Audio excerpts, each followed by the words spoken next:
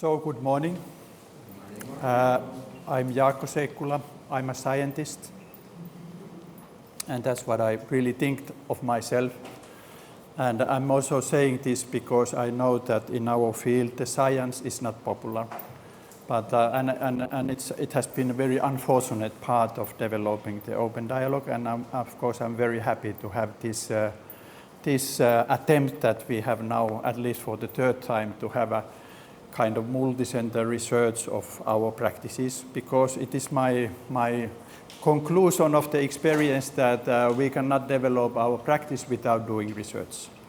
And research has been so systematically disacknowledged in our field, and it's very unfortunate. But I've done it 35 years, and I really think of myself being a scientist. Of course, I'm a scientist in a bit different way that people used to think within, for instance, within the psychiatric research. But nevertheless, this is my position in being here.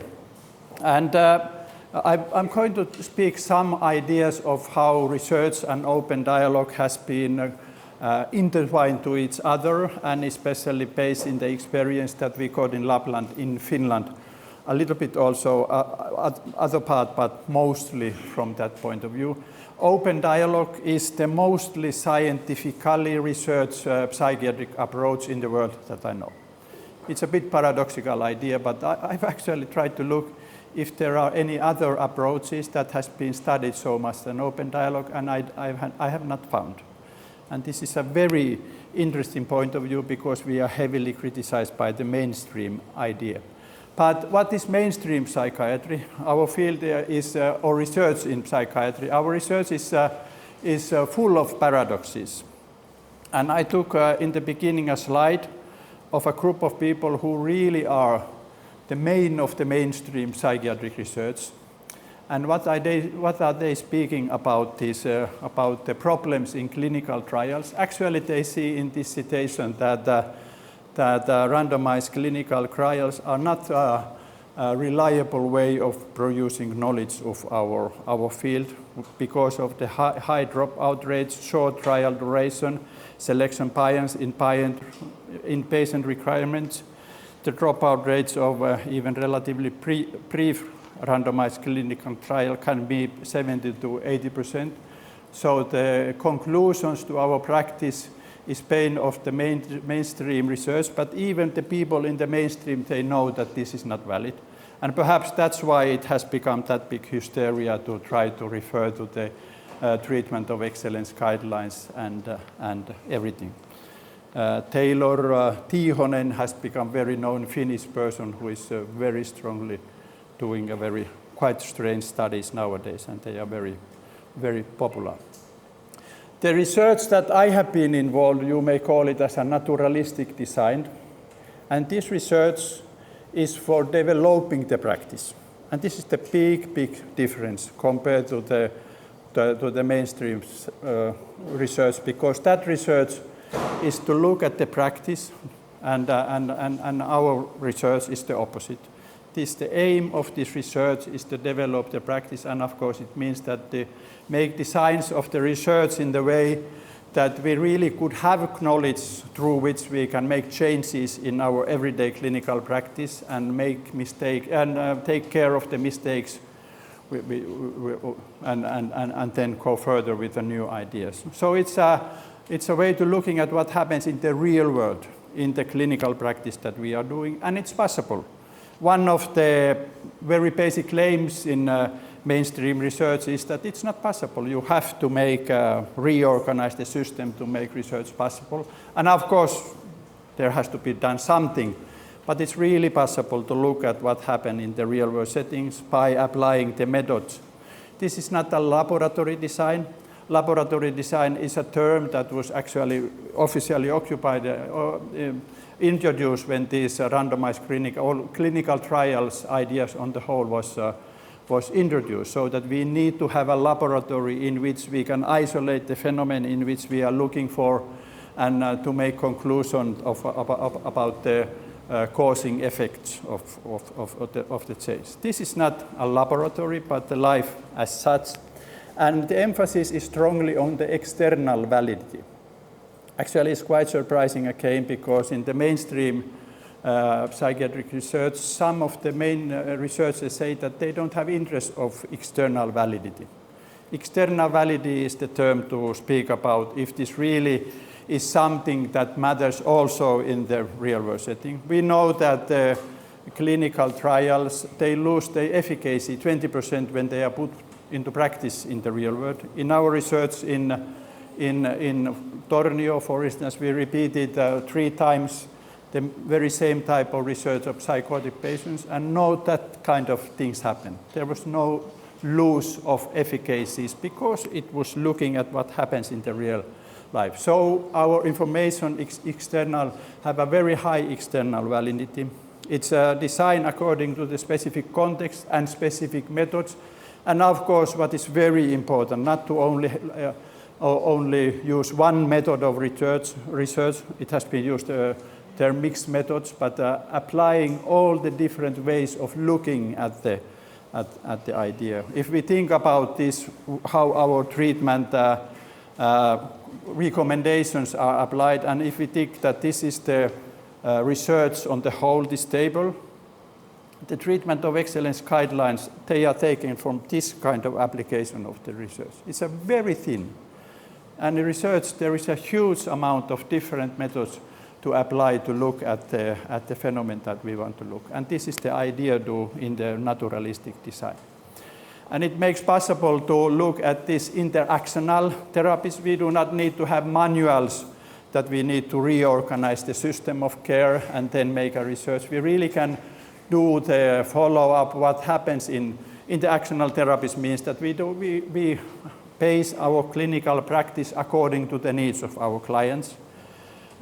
We need to have some information to gather the information to follow up the outcomes, and of course making some comparison between groups. That is very important to make conclusion if the practice is valuable or not. But then what is very important is in some ways to choose cases for specific comparisons and specific analyses. And then, for instance, this is not the only way, but we have very much occupied the analysis of comparison of good and poor outcomes. It's a very simple way to look at what happens. And actually, when we do an integrating of the results, I can think that in this way we have a more valid causal explanations compared to the statistical generalization of group means. But it has to be done in relation to the knowledge that we have of the groups on the whole. Some words about these open dialogue studies that has been conducted. I will not go into the details. Very first research was occupied 88 to 91, in which we had an interest to look at the boundary between the hospital and the family. We had a 2 months period of time, took all the patients who were referred to the hospital and followed up what happened in the first, as we call, admission meeting and thereafter. And we found a very important knowledge to develop the practice. We found, for instance, that there were differences between the patient who came to were in crisis for the first time, who had a reoccurring crisis, and the long-term patients. And actually this was very important information to realize that the experience of the patient and perhaps the experience of the family members is very different compared to those kind of situations. We found out that having the first meeting as a teamwork only give access to take into account the social network of the clients, instead of doing one psychiatrist doing the admission interview in which there was only focus on the symptoms and the tasks that we need to take. We had the first ideas of the importance of dialogue as a part of the meetings, and we really realized this was a slogan that we took to us, that don't force the family to accept the home treatment instead of hospitalization. We really had an idea that we have to avoid hospitalization, and we tried to force the family to accept the situation, and it was very unfortunate. So we really need to adjust our steps to the way that the family is used and how they have used the services. In psychosis studies, I will speak later on some more words about it. We really have 3 periods of time, 92, 93, a part of a Finnish national study, integrated treatment of acute psychosis, in which the idea was found out what is the role of psychosis medication, and 3 out of 6 centers, Western Lapland being one of those, did not start the medication, neuroleptic medication in the beginning, but only if that was seen feasible as a part. We were very surprised because only about 20% of the patients needed the medication at the outset. That was very contradictory to the idea of the mainstream idea. For that reason, we had an interest to continue, and we took the second inclusion periods, 94 to 97, open dialogue in acute psychosis. And out of these 2 groups, we also made a 5-year follow-up that has very known. These have been very heavily criticized. For instance, there came up a group of Norwegian professors in psychiatry who claimed that this is a fraud. We have excluded the most difficult patients, and it was actually very, very ugly and very, very heavy accusation. Because of that, we all replicated the same ideas 10 years after, 2003 and 2005, and now we are in the way to have information of the long-term follow-up that Tom Periström especially has been occupied to doing his thesis. Then we had a very important project that happened 94 to 96 by Professor Jukka Aaltonen. Jukka Aaltonen has been a kind of consultant and supervisor of the idea. After some 5 years, when we were in the new practice of clinical practice, in which there were mobile crisis intervention teams to take care of the crises, we wanted to have, and especially Jukka had an interest, how does this new practice differ from the old one in which all the patients were hospitalized because of the psychotic crisis? And we did something that you may call a kind of qualitative content analysis. We analyzed 3,000 patient records. We especially chose 200 first-time psychotic patients and look at what happened with those patients in the records for 2 years' time. And based on that idea, we actually had a conclusion of the main principles of open dialogue. And actually, that was also the ways in which we started to think, how could we name this practice? So when we did this qualitative content analysis, we realized that an optimal care in the new system in which we have mobile crisis intervention teams going home is that introduce immediate help, having the meeting with first day, always work intensively with the family, sometimes also the other social network. We name it social network perspective. Optimal care is flexible, always adapting to the specific needs by integrating the different methods that are there. It guarantees the responsibility so that the professionals are available, and it guarantees the psychological continuity going across the boundaries in the treatment system, boundaries in the administrational system like social care, psychiatric care, general health care, but also across the boundary between outpatient and inpatient care. And then we realized that optimal care tolerates uncertainty, and that's why the aim in the meeting should be on the dialogues on the whole. We have some research in which we have a special focus on dialogues, and perhaps the most important is the dissertation of my colleague Kauko Haarakangas. It's called Voices of the Treatment Meeting. It's a very important piece of the practice. Unfortunately, it's only published in Finnish, but it has a summary in English that you can have a hunch what is it all about. I myself have been lately, perhaps this is my main idea, lately involved by first having a poor and good outcome in psychotic crisis analysis that was published 2002, in which we found out some specific ideas. These are the specific ideas. For instance, we found out that when we made a comparison of the patient who had good outcome compared to the patients who were in a very same kind of situation in the beginning of treatment who had poor outcome, there were some differences. It seems that In the good outcome cases, in the very first meeting, the clients, meaning the one who is the patient and the family members, had access to make initiatives. How do we discuss? Much more than in the poor outcome. There were a lot more, let's say, symbolic language used in the good outcome compared to always none in the poor outcome. So the poor outcome cases were focusing on what do we do in the treatment, and there were no access to start to speak of the things in life. And then we realized that there is a strong focus on dialogues in the good outcome compared to the poor outcome. And of course we realized that also in these results that the dialogue is not an ideal that we always need to be in dialogue, because we always also need some other type of language in the meeting that we are doing.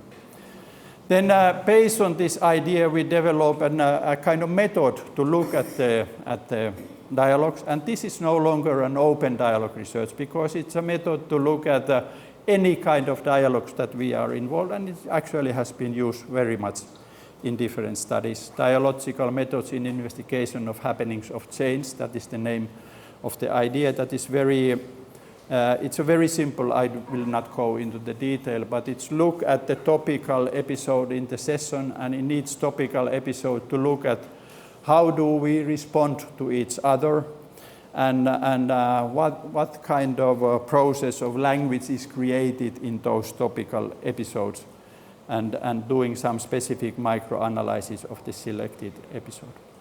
And then the last part is that the project that is very interesting, that we had a funding for create by the Finnish Academy of Science to look at this embodied part of the dialogues.